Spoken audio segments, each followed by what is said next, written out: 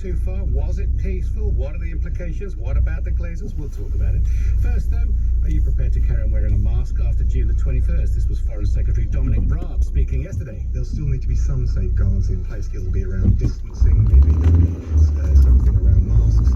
Do you still feel patient, or are we locking or opening up too slowly? On your radio, on the global player, and LBC. leading Britain's conversation. This is LBC.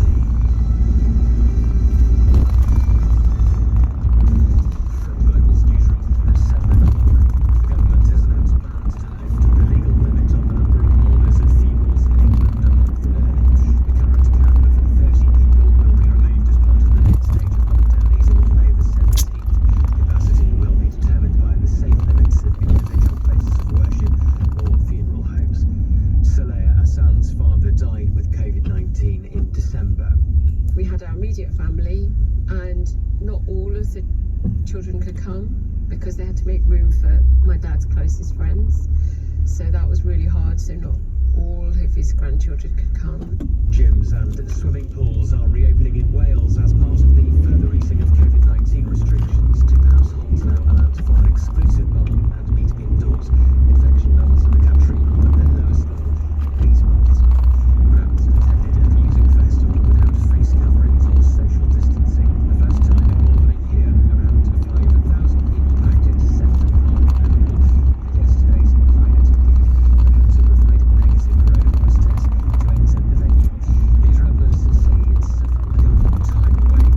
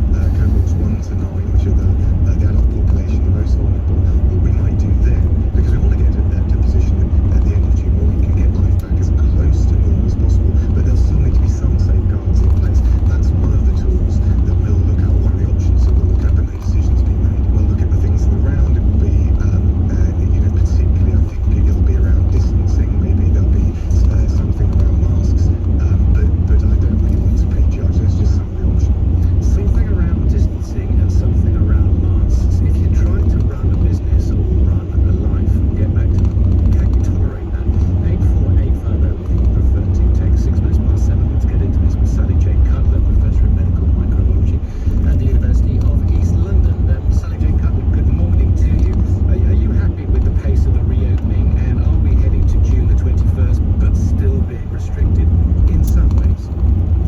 Yes, I am very happy with the pace that we're doing it this time around. I was frankly horrified when we came out of lockdown one of how quickly we were reopening things without actually knowing whether the reopening was actually safe and having an impact on transmission. But this time, thankfully, we're being much more cautious. We're giving time to see the effect of releasing each of these different stages. So this phased approach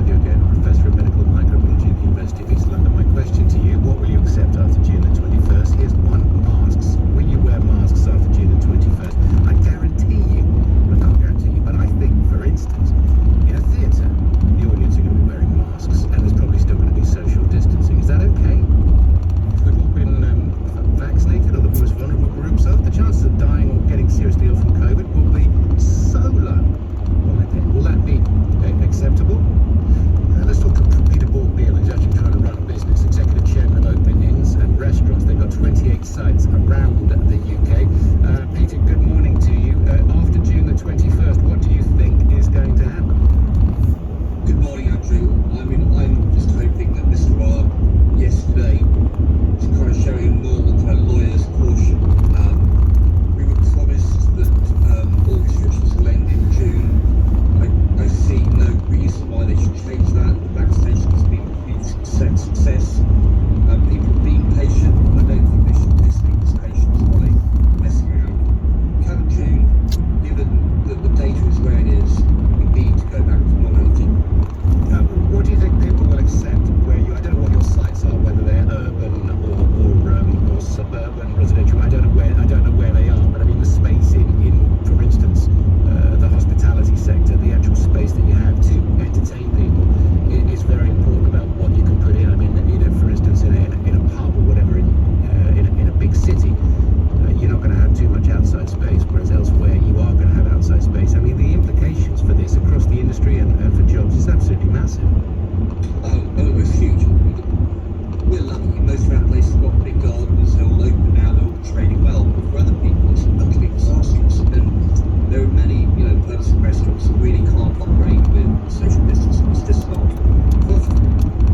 And, the danger now appears to be incredibly low. And, it is time to get back to living life normally. I would have thought so, personally, but then you speak to medical people, you speak to microbiologists, epidemiologists, virologists. They're extremely concerned about new variants coming into this country. We're talking about mutations, otherwise known as changes. I always think mutations is a particularly scary word.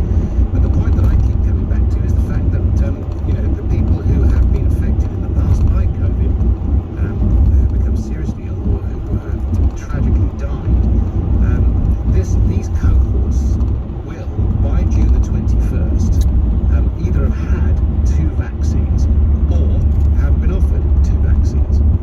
That's absolutely right. And I think there may be some kind of case for controlling our borders for a longer period of time. But given we're a country where everyone has been offered a vaccine who is vulnerable. Now, some people have chosen not to take it. And equally, we know that we shouldn't smoke, for example. But some of us do. People can take choices. We can't hold the country back. Vaccination is available to all who are in any way vulnerable. I really don't understand why they need to give it to children. And it really, it has worked. Let's celebrate the fact it's worked. Let's get back to living. Well, this is going to be the tension that we're going to be talking around up until the June 21st and beyond. Peter Portneil, best of luck to you and your business. You're Executive Chairman of OpenINS. 7:15 is the time. Listen, after June the 21st, if you've got to wear a mask running around just to make people feel better, or if it's actually affecting anything and stopping transmissibility as well, evidence comes in that these vaccines are stopping transmission, which is what they are showing about, you wear a mask, wouldn't you? Because, you're slightly institutionalized like I am. You're still going to be avoiding people. We've become a nation of agoraphobics, haven't we? We're afraid to go out half the time. How are we going to lose that fear? Meantime, though, would you be prepared to do something quite simple, just like wear a mask? What's the big deal for another 3 or 4 months?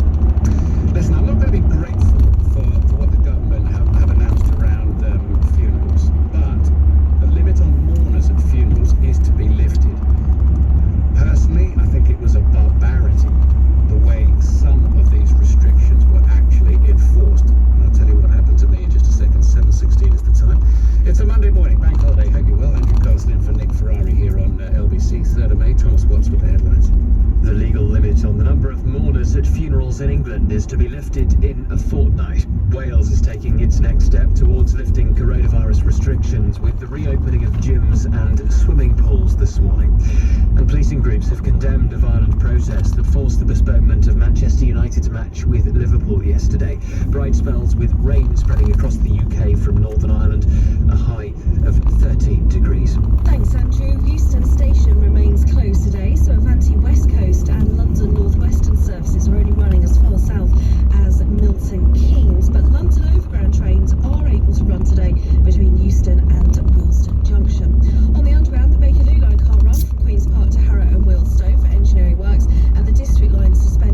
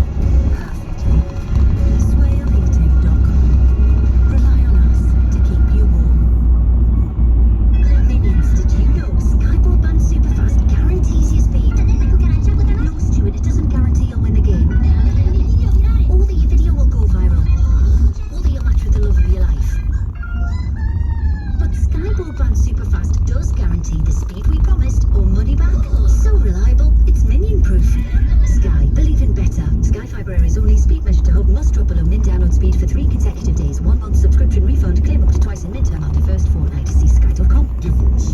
It affects every part of your life. You, your family, your home, your finances. And if you're a man facing divorce, perhaps even one you don't want, the situation becomes even more complicated. It's at times like these you need a professional you can trust.